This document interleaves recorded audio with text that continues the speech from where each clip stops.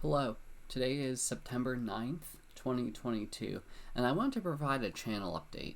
Um, I've been trying to make these updates every so often when I can. I do enjoy posting YouTube, and I definitely plan to do it more. But some of the larger programming projects that I do take a lot more time than I'm expecting. Um, some people can make that work, and they kind of post updates to that, but some of the stuff that I do, I kind of like to just release it all at once, and rather I would not want to tell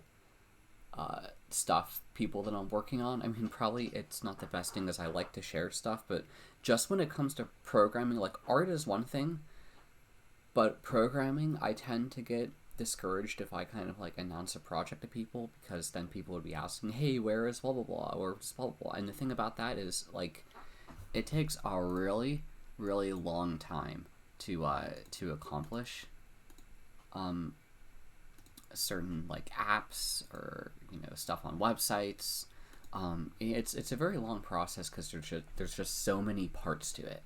But I do like to share it and release it on my website when I can, or talk about it on my YouTube channel. Yeah, there were a couple other things that I wanted to talk about. I use Reddit just to get news and stuff. It appears that like when I use it, some of my posts may not come through.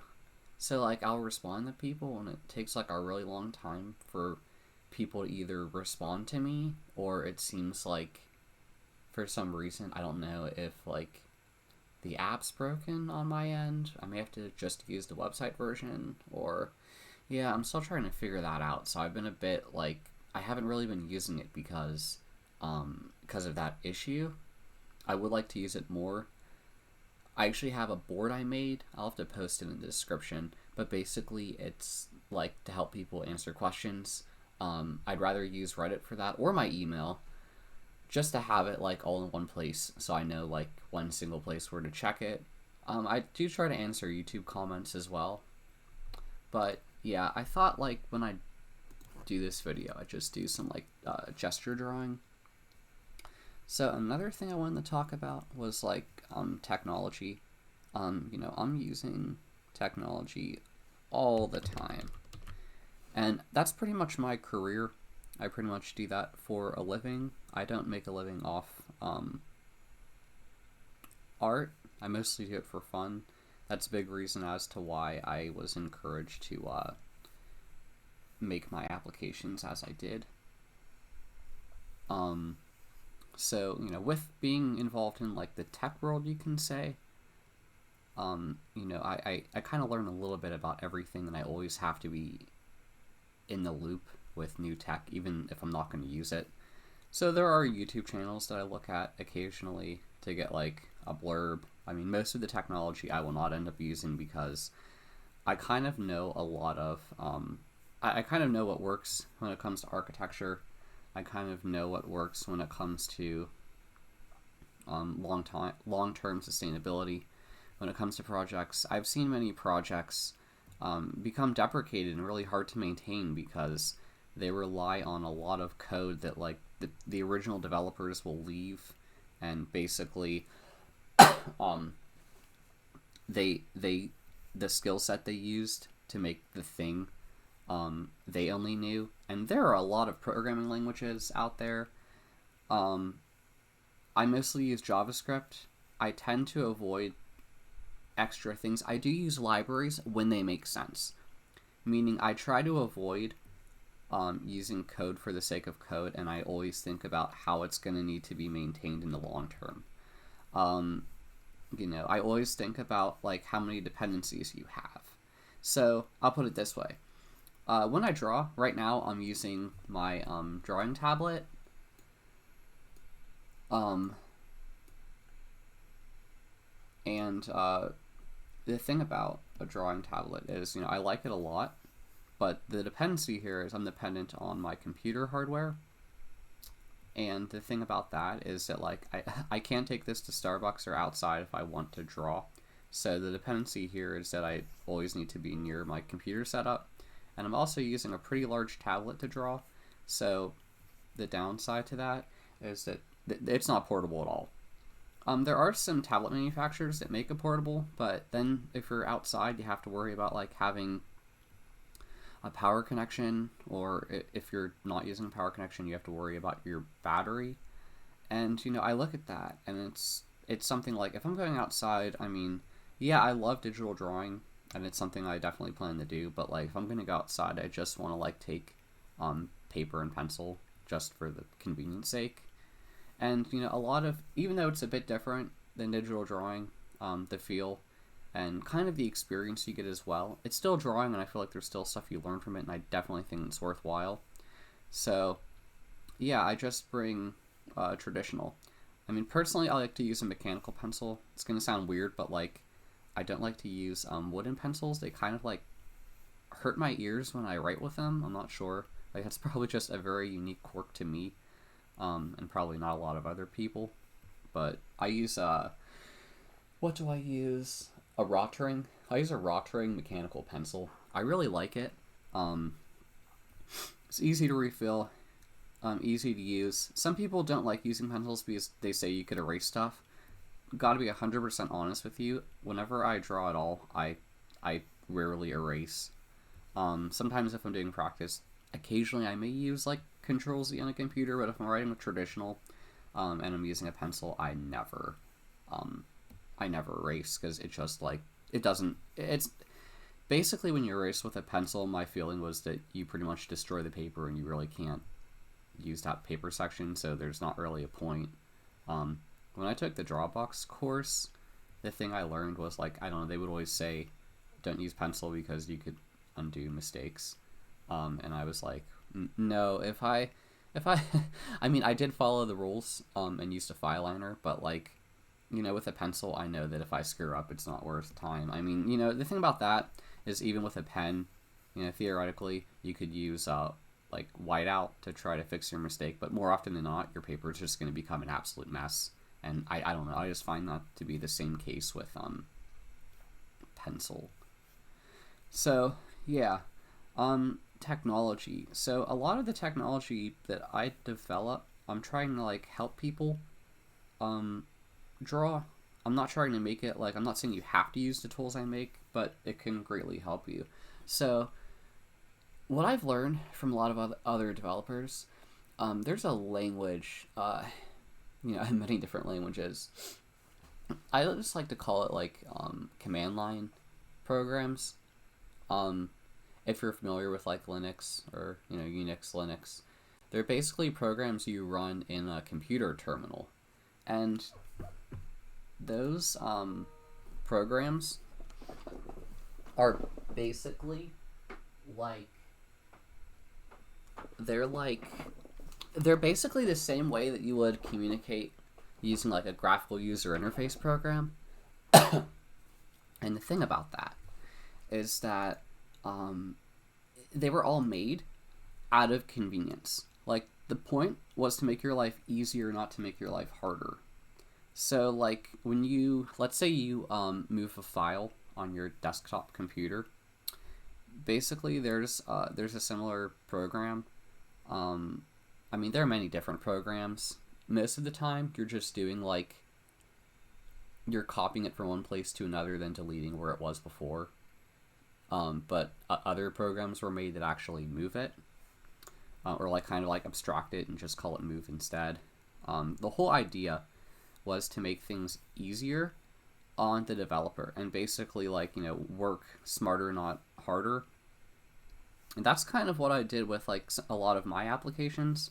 The point of it was like, okay, for example, the Draw Some application, I wanted to make a slideshow application like anyone could use out of convenience. It's something that like I realized that when I do gesture drawing practice, I'm doing that all the time. Right now I'm actually using it, I'm just not recording my other monitor. But like, yeah, when you're doing any practice, I mean, I use it as a part of my daily practice routine. And the thing about that is, like, do you need a slideshow app?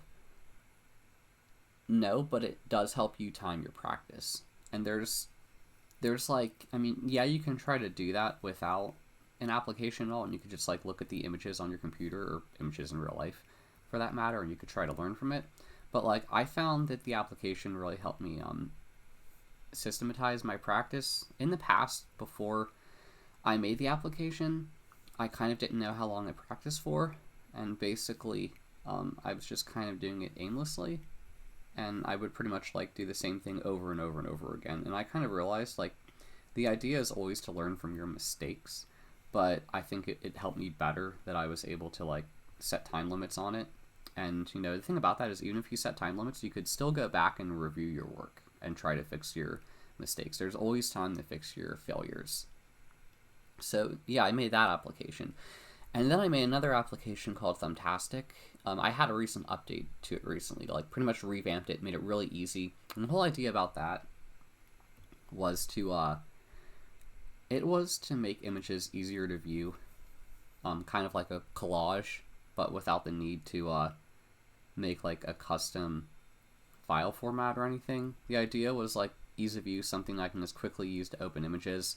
I wasn't a big fan of how like preview on Mac works or how you view images with like on a Windows computer. I do use both, by the way. But I just didn't like how it looked. I wanted something like with a simpler interface, something easier to use, something more targeted for artists is what I would say. I mean, it probably has a lot of it could probably be applied to a lot of other professions than just artists, and that's awesome. I hope someone does find that and does it, like uses it for that. Use it for whatever you need to. But yeah, that was kind of like my main thing, trying to make things easier for people, or easier for myself. I mean, originally these applications I made for myself because much like the programmers who made it easier to do some type of computer task without having to type like a massive amount of code, that's pretty much what I did. Like, I mean, I can't compare myself to like the early programmers, but like it's always about making things easier and working smarter, not harder. You know, I'll go over that point again because like sometimes in the past, if you would write a program, it would be like a massive block of code, or if you went to like run some type of routine, you would write just a massive chunk of code. And the problem with that was that, well, you may have to memorize it and write it again and again and again, but then then people realized, oh, I could save this in a file that runs it when I run it. So then you only have to type one command to run it again. It's all about the ease of use, but you get the point. This technology that I work on is probably a bit more, well, probably a lot more simple than like a lot of the stuff you hear today. I mean, it's really interesting to be living in the age of, well, AI is the big thing that's like scaring a lot of artists these days. And, you know, from people who aren't developers, I mean, pretty much anything that ever gets made when it comes to, software is trying, you know, obviously trying to make something easier or it's trying to automate some process. And the downside to that is, yeah, sometimes it's going to make people's jobs irrelevant, and pretty much people are going to lose jobs. Yeah, it's definitely a big issue. And I think that maybe some of those jobs, you know, it was like kind of a long time coming that they were going to get lost. Personally, in my work experience, I've automated stuff for the company for which I work for, and basically it was just, okay, now move on to the next task. So it's like, yeah, I automated this process, but I pretty much just have to work harder on another task. And, you know, I think that's just kind of how it goes. I understand that's how it goes. But coming from my perspective, it was a lot less annoying to have to do that task all the time. I mean, obviously that's probably a bit different for other people, like illustrators. Like, obviously some people are going to find a way to automate the boring stuff. Like I think AI art could be really good for generating YouTube thumbnails. I make my own YouTube thumbnails, which is clearly evident. And it's kind of like a big takeaway for my time. I'm not really too enthralled about making them, and it's kind of a big time consumer when I'm trying to do a lot of other things like program or draw. You know, that kind of takes away time from that, and it's kind of just another thing that's really important when it comes to making a YouTube video. So I'm kind of happy in that sense, in which I think it has potential to help really get rid of annoying stuff that maybe one person doesn't want to, but I do feel bad for the people who are like losing their livelihood. But I always think of it like this. I mean, this isn't a good example. I tended to think of the example in I don't know if this was just in the movie or if this was in the book. I read the book, and I did see, and I wasn't really a big fan of the movies, but I did read the book. I can't remember, but I wanted to say that like a part of it was someone losing their job because of automation. But in short, yeah, they lost their job, but basically they got a new job working for the factory fixing the machines that automate. But that's not a good example, because I understand that illustrators are not programmers, and they shouldn't have to be. So that's just not a good analogy. But I do think that I really don't have a good way to say, and like I don't want to say anything here on this, because it's like sometimes there are no good answers. Like I think about truck drivers, and it's just a matter of time until those are automated. To be honest, I did have some thoughts in my life a long time ago, before I went to college, that I wanted to become a truck driver. I don't know why, I just kind of like the road, but I'm pretty sure I would hate it after driving for like 16 hours straight. They probably don't drive for that long of a period of time, but something along the lines of that. But basically something like that. I think it should be automated, because it's dangerous for someone to be up that late, or not up that late, up for that many hours, and there's strict deadlines, and basically a task like that it may be able to be more safely done by a robot. I mean, obviously, like, the technology is still flawed. People sometimes get killed by self-driving cars. It's probably not 100% foolproof, but I look at it in the terms of it could be more safe, but I know it's not like 100% foolproof yet, or if it ever will be. I mean, there's always some bug in computers that can cause something to go odd, or it could be like Skynet from Terminator, and it could be even worse. But the point is, we're living in this Cambrian explosion of technology, and the fact that it's affecting art, I find it really interesting.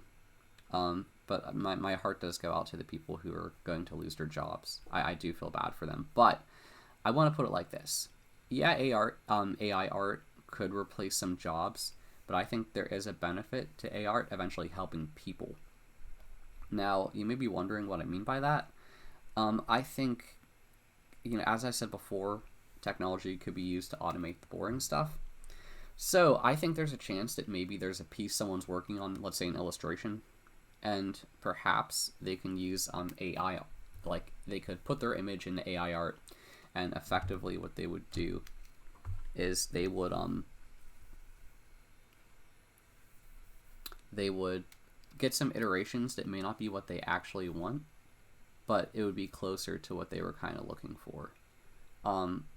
Do I think like it's not a end all to be all, but I just think that it has potential to help people that maybe a lot of people aren't always thinking about, and they're kind of just like, new technology bad. Yeah, I hate to say it like that. I mean, my heart does go out for the people who are going to lose their jobs.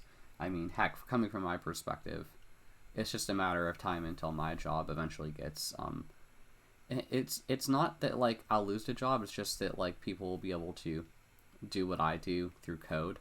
So it's kind of like, the algorithms write themselves, and then we are in like some really weird timeline in which it's like, as a programmer, I would have to learn how to support the robots, which kind of does seem how down the route that we're going. But yeah, I think technology, everything is moving towards a state of everything being automated, and then I wonder, like, what happens when everything's automated? There's not really a need for people anymore, or there's only a need for so few people. But I mean, like, I kind of wonder, like, what the future is going to entail with that. But it's very, interesting, I must say. So yeah, sometimes a bit of the future does seem a bit scary. I mean, I'm pretty sure if a portion of like if programming is automated by algorithms, I'm pretty sure that, like, someone would have to learn how to program the algorithms to get them to teach themselves. Or it could just be an entire automated system, and the robots will just like plug us into like the Matrix, you know, which would make sense. I hate to say, you know, gets scary. But you know, the other thing I've seen is you know, NFTs.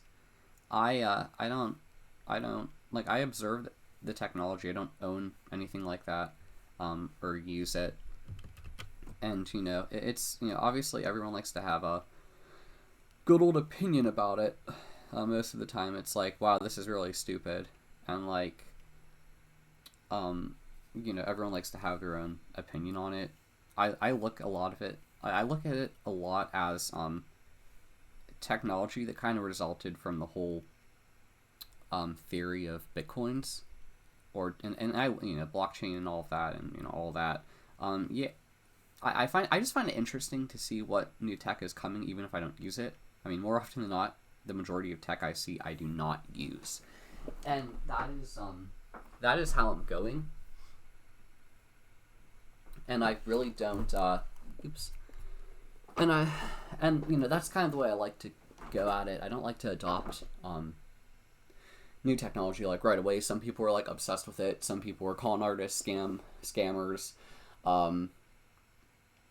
You know, and I've seen a lot of people, man, I think even like the creators of a comic called Cyanide and Happiness. It's kind of like a comedy type thing. It's like they're like 4 panels or 2 panels, or, you know, maybe sometimes 1. I've been following them for a really long time, even since middle school, and, you know, even they like made a comment, and I don't know, it was kind of just like, it's like, how do I put it? New technology bad. And it's you know, it's just technology. I know some people aren't gonna like it, and that's how it's gonna go. But I just find it funny when people start hating on new technology, because I don't know. It's like, why do I care? I mean, you know, everyone likes to care about some opinion, and I just find it like everything's a result of some other thing, and I look at it as a result of like a domino effect from Bitcoins. Like I said, I don't invest at all, but I don't invest in any cryptocurrency, but I do find it really interesting technology. Yeah, I look at it more as like an experiment, kind of like the whole idea of the World Wide Web. Because I remember everyone when I was young talking about the internet, and I was like, oh, there's this interesting thing called the internet. And I remember, like, I remember my father telling me, hey, you should see, like, he showed me this site called YouTube, and I was like, oh, that's really interesting. And basically, it's this site. I thought it was mostly for like science videos, because, you know, when I first went on it, that's pretty much what it was for. And, you know, it wasn't until I don't know, maybe 2008, 2007, or 2007, 2008. I mean, it probably was always being used for this, but then it was used for like memes and jokes and comedy and entertainment, and now people can make a career out of it. And it's just, I lived in this time when my family was still using dial-up, and it's so interesting to see this technology. I mean, I remember, like, I think it's interesting to see how it evolves. I mean, I remember back in like the late 90s when I was really young, I was able to play like, I think Super Nintendo, like a SNES emulator online, and like I was so amazed that someone was able to like hack an emulator into a web browser. I mean, it was amazing. I mean, and that was like the late 90s. So you know, I think we're living in a very interesting age. And, you know, a lot of this technology has been around for a lot, or like the ability of this technology has been around for a lot longer. And then I see other technology go, like Flash. And I know, like, I remember when I was a long time ago, I also used to go to Newgrounds, and like, you know, I think everything was Flash. I don't think it's like that anymore, but I just remember playing a bunch of like Flash games, and man, a lot of them were pretty bad. But everyone was just kind of like, I'd say, learning. Like, it wasn't for professional game developers, but like it was even if it was bad, it was still meaningful to like give feedback to the developer, and I think it probably helped them grow. It was like a really good platform for um, teaching people. And I don't think I haven't been on Newgrounds for a long time, probably over 10 years, but it has to be alive in some form. But the point I'm trying to say here is that, like, I mean, that I always felt like that was kind of like that was like a YouTube competitor. I felt, I'm probably wrong when I say that. I'm just thinking of stuff off the top of my head, but it's just it had a community to it, and I think that like any technology has some potential, and I don't think anyone could ever really say when it's been like fully utilized, but everyone likes to jump on this bandwagon. So I'd say, like, I'm not trying to preach, but like before you jump to the conclusion that technology it's stupid or bad. I mean, you may always run into a case in which it is, but I think everything has potential, even if it seems absurd at the time.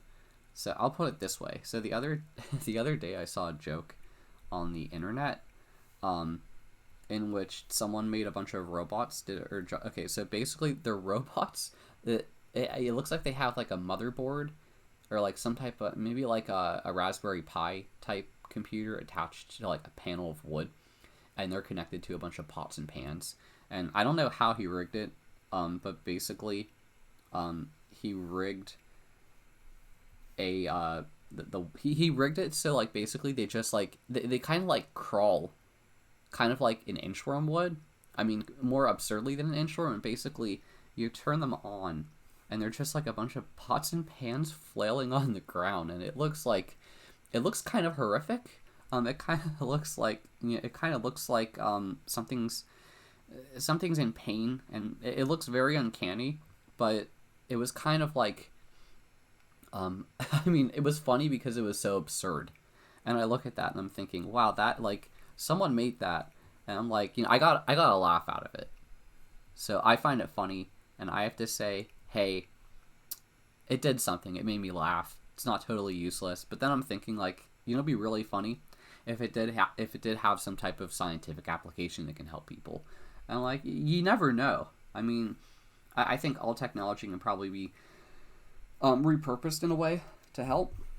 But it may take a long time for that to get adopted. Because I want to say that, like, even a lot of the technology we use today has been around for, like, a really long time. The protocols of the internet, touchscreen, the ability to, like, touch screens. I mean, heck, we got to the, well, I don't want to say we. Well, I won't go down that rabbit hole. But the point I'm trying to say here is that I think everything has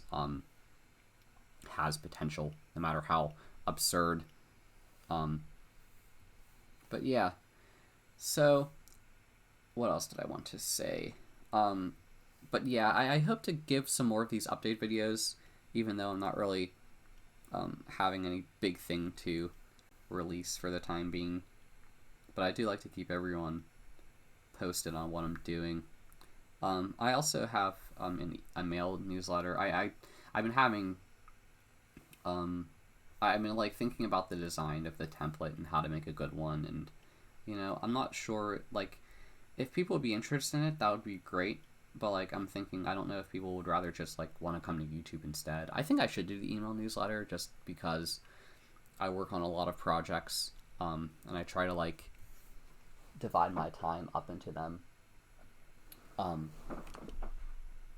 But yeah, if you want to, if you do have thoughts about any of the technology, you could just let me know in the comments below.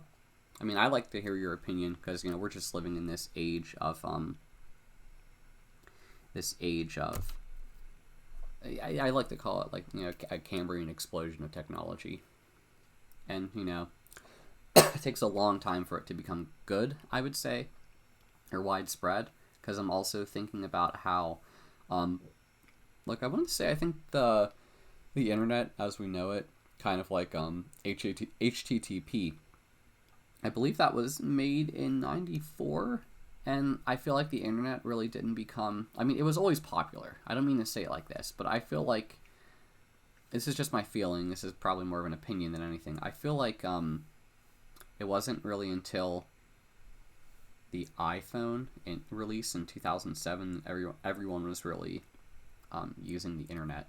I mean, I'm definitely wrong when I say that, but it's just like my thought that like when like before I thought it was more of like, well, I hope you kind of understand what I'm trying to get at. I feel like it wasn't as widely as used as it is because of that. I mean, I didn't even have an iPhone until 2013. I mean, they were too expensive at the time. My family couldn't afford it. My family got it for me as well, and we all had one. But we really didn't. We didn't really. Well, my family was good. I never starved. I really don't have anything to complain about. But 2008 was a pretty difficult time.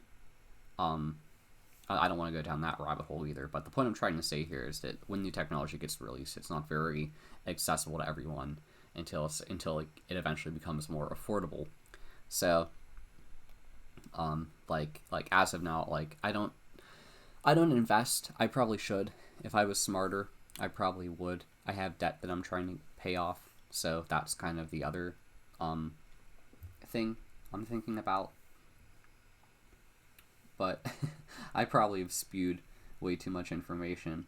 But yeah. I wanted to go back to the topic of like NFTs. So as I browse Reddit, I see a lot of people. They're pretty anti NFTs.